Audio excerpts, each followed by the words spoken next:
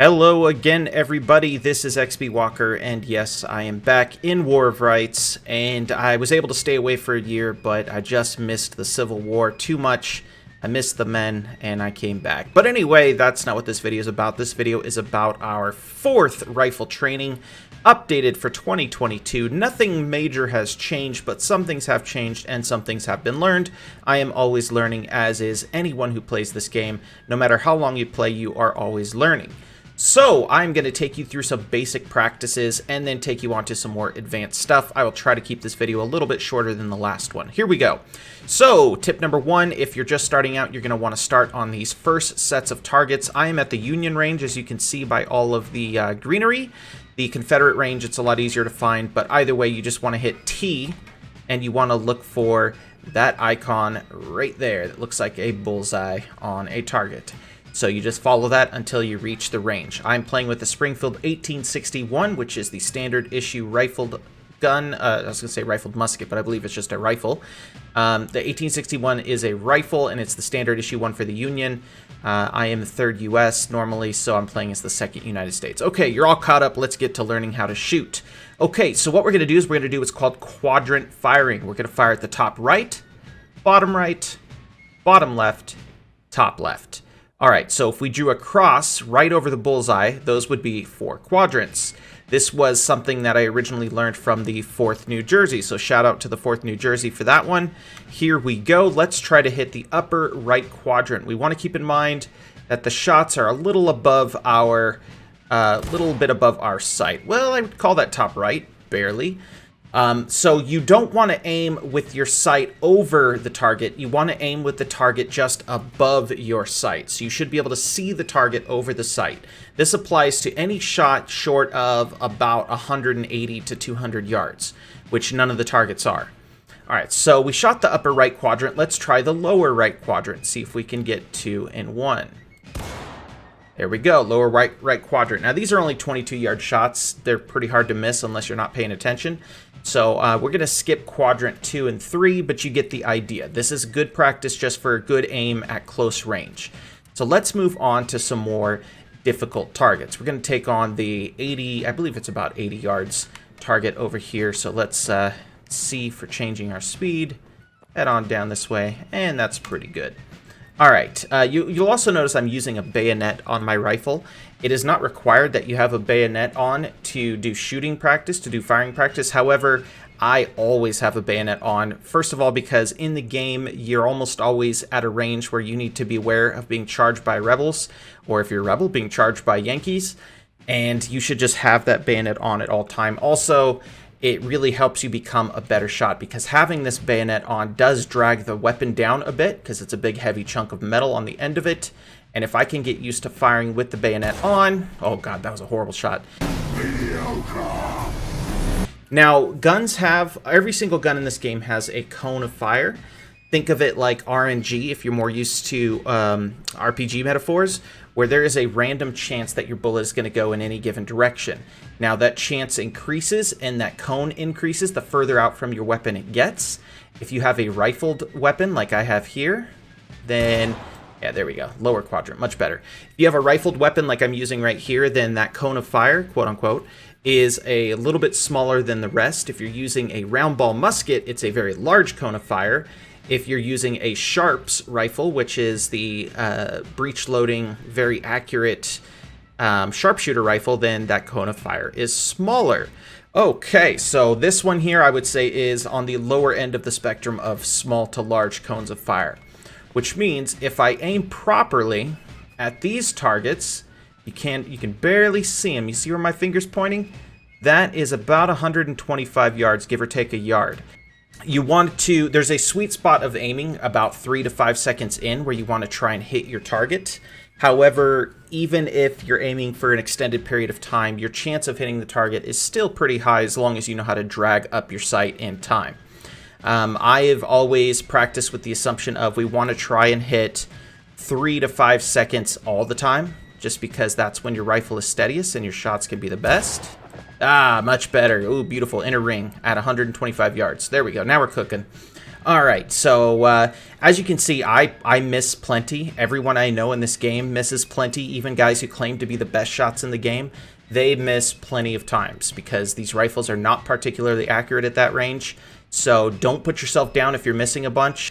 Don't worry about that. Just the best you can do is try to always get your sight lined up properly, and your chances of failure, yeah, I am too high.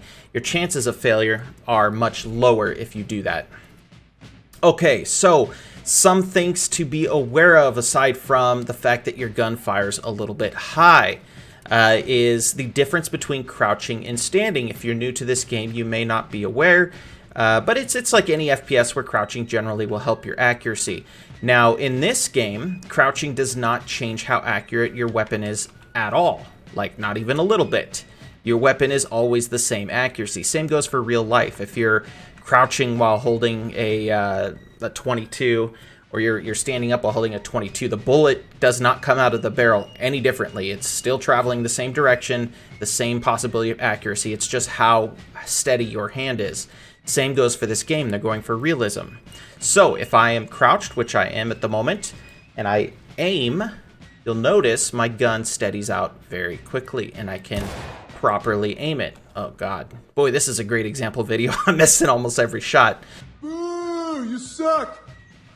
But if I'm crouched, my gun steadies out a lot sooner, and I can get a better shot out. Now, the downside is, as you can see, my reload speed sucks. It is very slow. Now, you've already got a slow reload speed standing up because these are muzzle-loaded rifles.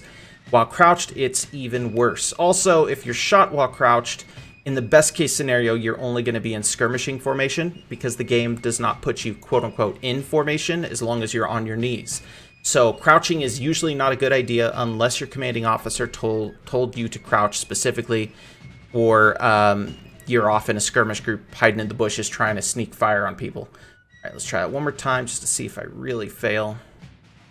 All right, well, it came on the screen. That made me feel a little bit better. All right, so that's crouched fire, guys. Again, if you don't know if you should be crouching or standing, you should be standing. You should only crouch if your officer tells everyone to get down. Otherwise, it's just not worth the trouble. If you get shot while crouched, someone's going to whine and complain to you that you just costed your team 3 tickets. Now, I've shown you guys quadrant fire, which is great. I've shown you guys crouched fire as well as just standard 125-yard firing. That is also terrific. Now I'm going to show you how to fire while moving, sort of. So what we're going to do is we're going to do firing sprints where we run up to this hill, or if you're on the Confederate range, just run back about 50 yards or so. And then we are going to turn and fire. And we have to fire within 3 seconds, even if we're not going to hit anything. So let me show you here. We're going to turn around, face downhill, or uphill in this case. Thank you, Steam Overlay, for that. That bug's never been solved, by the way. All right, sprinting up, sprinting up. Well, we'll stop at the sticks, I think. All right, turn and fire. 1, 2, 3. Oh, man, I missed. All right, so we're going to try that again. All right, let's try that again. Sprinting now. Hopefully, second time will get us a proper shot.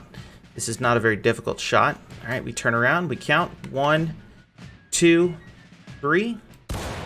All right, good enough. We hit the bottom of the target, which would have hit the target's legs and would have killed them. Like I said earlier, any hit is a killing blow, so just hitting the target is good enough. One thing to be aware of, if you're firing in a line with other soldiers and you hear the officer say fire, but you know you're not going to be able to hit anything because you haven't aimed long enough, or maybe your reload was a little slower, so you just started aiming, it does not matter. Just go ahead and fire your rifle anyway, because suppression is a very important part of the game. If the bullet flies over your enemy's head, it will slowly but surely suppress them. It will make them duck. Their screen starts to turn black and white. Now, if you and 20 other guys fire over their heads, it will heavily suppress them. So even a miss is not a completely useless contribution to your team. So if you're just now aiming and he says fire before you even have a chance to aim, that doesn't matter. Just do it. Even if you have a crappy officer in the pubs, which you often will, sometimes bad officers take over, or it's some guy who's new to the game and he just wants to see what it's like to lead. Just follow his orders and do your best to do what they say. If you fail, you're all going to fail together. But if you're running off on your own, that is only going to hurt your team much more than it would if you stuck with them. Okay, so that is your sprint drills. Very, very simple. Now, last but not least, we're going to do a long distance shot, which is really more just to work on your accuracy and your stability. Usually anything over about 200 yards, you want to crouch and fire, but it's up to you. If you really want to challenge yourself, you do not need to do that. You can stay standing and just give it your best. Now, this one's going to be hard to show you guys simply because YouTube won't probably show you pixels this small, but I am slowly but surely backing away from the targets, and I'm going to attempt to shoot through the trees. These are more like bragging rights shots for you to tell your buddies about. But I would crouch, definitely recommend crouching over 150 to 190 yards. But again, it's up to you. First, we'll try it with our bayonet on. Hey, not bad, 156, and we hit the target. That's a kill. And then after this, I'll show you how steady the gun actually is without the bayonet. Okay, let's see if we can do this without a bayonet 2 times in a row here. Alright, so we're aiming it. Not bad, not bad at all. In fact, that was almost exactly in the same spot. Alright, we're warming up now, ladies. Okay, so those are all the basics of firing. My video last year was about 20 minutes, so I'm going to try to cut 5 minutes off this time. And if you're still playing in 2022 when I'm recording this, then good on you. I took about a year-long break and just came back a few weeks ago.